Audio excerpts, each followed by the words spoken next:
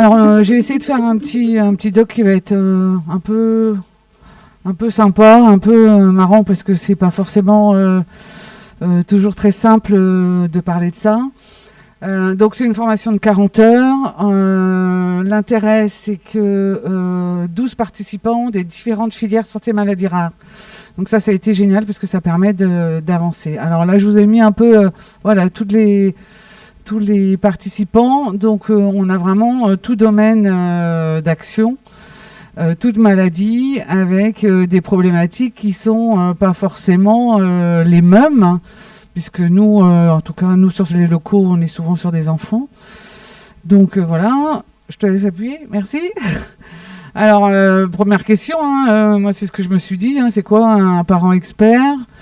En fait, le concept, ça c'est vraiment général, hein, c'est patient expert désigne celui qui, atteint d'une maladie chronique, a développé au fil du temps une connaissance fine de sa maladie et a appris à vivre avec. Le patient expert est avant tout acteur de sa propre santé, mais il peut aussi intervenir en tant que personne ressource pour les autres.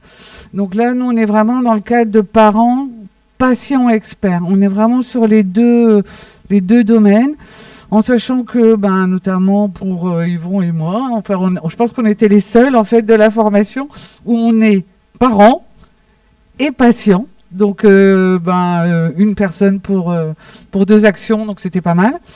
Ce qu'il faut savoir, c'est qu'il y a 3 millions de personnes atteintes de maladies rares et 75% dès l'enfance. Donc, c'est vrai qu'on était pour plusieurs, pour la majorité, on était avec des enfants. Donc, qui de mieux pour parler du parcours de soins de son enfant. En fait, l'ETP, hop, reviens en arrière. Non, reviens en arrière. L'ETP, c'est quoi? C'est une possible réponse au statut de parent expert et c'est une approche adaptée de la maladie rare. Alors c'est vrai que moi, c'est une expérience qui est du passé puisque mon fils est décédé en 2010. Mais je suis aussi sœur d'un enfant qui était malade avec la même maladie, qui lui est décédé à l'âge de 18 ans. Mais en 1996, donc sur des périodes différentes, on a sensiblement le même vécu, que ce soit ma maman ou moi. Et c'est vrai que la problématique que j'ai rencontrée, moi, dans ce parcours, c'est que selon les régions, j'ai accouché de mon fils sur Paris, j'étais pas écoutée. Je suis arrivée en Bretagne, donc dans le Finistère, où là, effectivement, la parole du parent est prise en charge. Donc, l'éducation thérapeutique patient, c'est vraiment une réponse, je pense, à ça. Les enjeux et les bénéfices, c'est les enjeux, connaître l'objectif, les process de l'ETP et la place du parent patient expert. Et c'est la question qui est souvent revenue dans la formation. C'est par rapport au corps médical, quelle est notre place? Est-ce qu'on va vraiment être écouté? Est-ce qu'on va être pris en compte? Est-ce qu'on va être pris au sérieux? Parce que ça, c'était vraiment la question première. Parce que pour le corps médical, nous ne sommes que des parents ou nous ne sommes qu'un patient. Et c'est ça qu'il va falloir réussir à changer. Donc les bénéfices, nous, qu'on a ressentis dans cette formation, c'est briser l'isolement pesant ressenti face à la maladie de nos enfants. On avait des pathologies complètement différentes, mais des problématiques qui étaient sensiblement les mêmes. Et à chaque fois, ce qui revient, c'est on n'est pas écouté, on est tout seul, on a l'impression que ça avance pas. C'est un partage de connaissances aussi par rapport aux problématiques communes, donc le fardeau des soins, l'absence de coordination médico-sociale, donc on revient, Isabelle, l'accessibilité difficile à un réseau spécialisé, les difficultés psychologiques, l'accès aux droits. Donc tout ce qu'on voit là avec Brain Team, c'est ce qu'on a retrouvé dans les problématiques des participants. Ce qui, je pense, est aujourd'hui important, c'est le rôle du parent expert. Il faut vraiment que ce soit un vrai lien. Il est primordial pour avoir une réflexion collégiale et cohérente avec les équipes soignantes. On doit faire partie de cette réflexion. On ne doit pas être simplement quelqu'un qu'on vient solliciter ou à qui on va demander quelque chose. On doit être dans la réflexion. Et c'est primordial pour comprendre le quotidien et le vécu des familles. Parce qu'on va parler du patient. Alors moi, j'ai eu, depuis le début, dans mes interventions, Le patient, il est pris en charge. Il n'y a pas de souci, il y a tout ce qu'il faut. Mais le parent, il est quoi là-dedans? Il est aidant, il est parent, il est infirmière, il est kiné, en fait, on est tout. Mais qui m'est passé pour comprendre la problématique de soins de son enfant? C'est le parent. Et c'est notamment le parent qui s'arrête souvent de travailler pour s'occuper de son enfant. Donc ça, c'est primordial. Il faut que le parent expert, il ait vraiment tout ça en tête. Et ce qui est aussi important, c'est qu'il faut qu'on ait un recul. On ne peut pas être parent expert si on est encore dans l'affect. C'est pas possible. Parce qu'on va se retrouver face à des situations différentes. Et l'objectif, c'est vraiment de pouvoir répondre à chacun. Donc, il faut déjà soi-même avoir fait un travail sur tout ce qu'on a vécu et de se dire que voilà, ça, c'est le passé. Je l'ai digéré, je l'ai avalé, je l'ai analysé. Maintenant, je peux faire un travail pour aider les autres et pour accompagner les familles. Moi, je dis souvent les familles, parce que les familles, c'est le patient, c'est l'aidant, c'est la fratrie, c'est le couple. Tout ça, c'est ressorti sur le document. Le double enjeu, c'est ce que je disais, c'est acquisition des compétences des parents et celle de l'enfant qui deviendra acteur de son parcours de soins. L'objectif, il est là. Il est très simple. Donc, moi, ce que j'aime... Donc là, sur la dernière diapo, donc vous avez vu, c'est rapide. Sur la dernière diapo, moi, ce que je ressors de ça, et là, c'est vraiment personnel, c'est qu'il faut vraiment qu'il y ait une application réelle du parent expert dans un programme d'ETP ou d'intervention dans les CHU, dans les formations de soignants et dans les formations d'intervenants sociaux. Le parent expert, il n'est pas là que pour les programmes d'ETP. Il est là aussi pour le reste, parce qu'il va acquérir une expérience et ça va être super important. Et c'est aussi faire un lien pour avoir une mise en place de partenariats parents, patients, experts, soignants. Tout le monde doit travailler en même temps et au même niveau. Tout le monde est au même stade. Donc en fait, cette formation, c'est quoi au final? C'est une formation qui est riche d'expériences, d'échanges, de rencontres. Et c'est un chemin en montagne russe parce que c'est fort en émotion. Il y a plein de choses qui remontent. Il y a des sujets abordés qui sont difficiles, notamment sujet de la mort, sujet des hospitalisations, les risques que ça implique. Et puis, voilà, on est parents, donc on parle de nos mômes. Donc je peux vous dire que ça monte, ça descend, ça monte, ça descend, ça pleure, ça rigole. Voilà, tout y est. Mais on est tous sur un même... En tout cas, nous, dans l'équipe, on était tous... Donc, ce que va vous dire tout à l'heure Yvon, c'est vraiment tout ce qu'on a vécu. Et puis, alors, moi, ce qui est génial pour moi, c'est que avec Odile Bushflug, le Co-France, ça y est, c'est démarré. Depuis juin, on a démarré le programme de TP avec le Co-France à destination des enfants touchés par des anomalies du fonctionnement de la substance blanche et l'accompagnement des familles. Donc, on a déjà eu plusieurs sessions de travail et c'est vrai que ça me permet de mettre en application ces 40 heures de formation qui, je pense, devraient être un peu plus longues parce que 40 heures, c'est juste. Et que à la fin de la formation, on était un peu sur notre faim.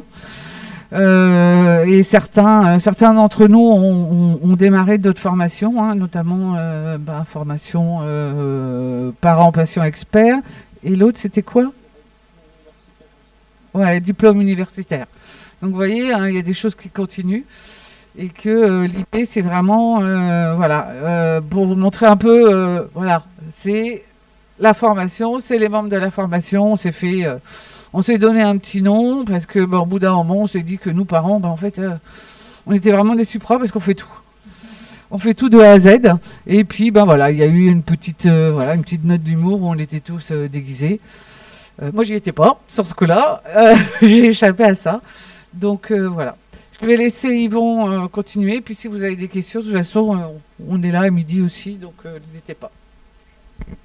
Merci beaucoup Véronique pour ce témoignage. Je voulais juste resituer en fait la proposition de cette formation, qui est une proposition bien sûr de l'interfilière, comme Véronique le disait, à l'initiative de la filière FIMATO, qui a proposé cette formation à destination des parents experts et qui laisse 1 à 2 places par an, par filière, par session. Donc en fait, on n'a pas un accès illimité en termes de nombre d'inscrits. Donc moi, j'avais envoyé un mail à tous les présidents et tous les responsables associatifs de la filière en début d'année pour leur dire il y a cette formation dans vos associations, je vous demande de me donner 1 ou 2 noms de parents intéressés.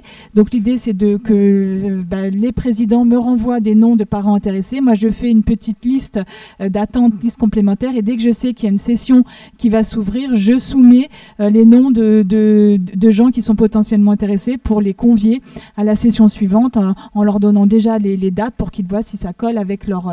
Donc là, en fait, on a pu... Yvon et Véronique ont pu participer à cette première session. À la 2e et 3e, j'avais une personne de Brain Team aussi. La 4e, on n'est plus prioritaire parce qu'on a déjà pu accueillir 3 personnes. Mais si vous avez des gens que vous identifiez dans vos associations, n'hésitez pas à me les faire remonter. Et puis, je les inscris sur liste d'attente pour les prochaines sessions. Donc, et c'est Brain Team qui finance du coup l'inscription à la formation et qui paye tous les frais. Voilà. Je vais laisser la parole à Yvon qui va nous faire son retour d'expérience de la formation. Merci beaucoup d'intervenir. Merci, bonjour à tous. Donc je m'appelle Yvon Mézeta, j'ai 36 ans, j'habite près de Metz, dans le Grand Est. Je suis chargé de communication dans une association du secteur médico-social. J'ai 3 enfants, dont un petit garçon qui est atteint d'un spina bifida, dont la maladie, c'est aussi une maladie rare et qui appartient à la filière Neurosphinx. Je suis également administrateur dans une association qui s'appelle Amadis. C'est l'association des malades atteints de dystonie. Donc, la dystonie, c'est un trouble du tonus musculaire lié à un mauvais signal envoyé par le cerveau qui provoque des postures et des mouvements anormaux. Il existe plusieurs formes de dystonie, dont la dystonie généralisée dont je suis atteint. Donc aujourd'hui, je voulais remercier chaleureusement Brain Team de m'avoir permis de faire cette formation, et aussi à Magis et son conseil d'administration présidé par Madame Poussel d'avoir pu y participer. Donc je ne vais pas revenir sur tout l'aspect théorique que ma très chère amie Véronique a fait, mais voilà, c'était une formation qui a débuté le 6 janvier, qui a duré 40 heures, donc c'est quand même du temps passé entre nous, et c'était un groupe de 10 personnes, plus un formateur, Monsieur Berthelon. Donc la formation, comme je l'ai vécue, c'était une formation, mais bien plus. Au cours de ces 40 heures, j'ai découvert d'autres parents qui avaient les mêmes questionnements que moi, les mêmes problèmes que moi, et du coup j'ai découvert que moi et mon enfant, on n'était pas seuls dans ces maladies rares. Donc cette formation, dans son but premier, était l'acquisition de compétences sur les techniques d'entretien centrées sur le patient, vu tout ce que nous a dit Véronique. Donc du coup, il y avait une grosse partie théorique sur la préparation, l'organisation et la mise en place d'un programme ETP. Et notre formateur, David Romain, était bien plus qu'un formateur, puisqu'il nous a enseigné aussi un peu son vécu personnel, et a vraiment participé à la formation, qui était plus qu'une formation, mais également un accompagnement pour nos actions futures. Donc je viens d'utiliser plusieurs fois le terme plus, bien plus qu'une formation, bien plus qu'un formateur, et ce n'est pas sans raison. Car en fait, les autres parents qui étaient présents à mes côtés m'ont permis de me sentir aussi parent aussi capable, même en ayant mon relatif jeune âge, pouvoir faire face à la maladie de mon enfant et pouvoir l'accompagner du mieux que je pouvais. Du coup, durant cette formation, il y a eu des rires, des pleurs, comme l'a dit Véronique, et il faut le dire, car s'occuper de son enfant demande du courage, mais demande aussi des efforts. Alors pas des efforts dans l'accompagnement, puisque nos enfants, on pourrait soulever des montagnes pour les aider, mais plus dans les démarches administratives dans les relations avec le personnel hospitalier et avec les pouvoirs publics et bien d'autres. Alors oui, des fois nous avons craqué, mais nous l'avons fait ensemble, en groupe, et du coup nous n'étions plus seuls dans des maladies rares. Ces parents qui faisaient partie de cette formation, moi je les admirais tout le temps de la formation, car pour moi, comme je l'ai dit, étant jeune parent, j'ai acquis des ressources, un vécu qui me permettront de pouvoir accompagner au mieux mon fils. Ce groupe, aujourd'hui, 5 mois après cette formation, est devenu bien plus un groupe. On est devenu des amis, une famille sur lequel on peut compter. Nous sommes devenus les Supra, comme vous le voyez sur cette diapo. Et c'est un nom que nous a donné notre formateur David Romain pour souligner les super parents que nous étions, que nous sommes et que nous serons dans le futur.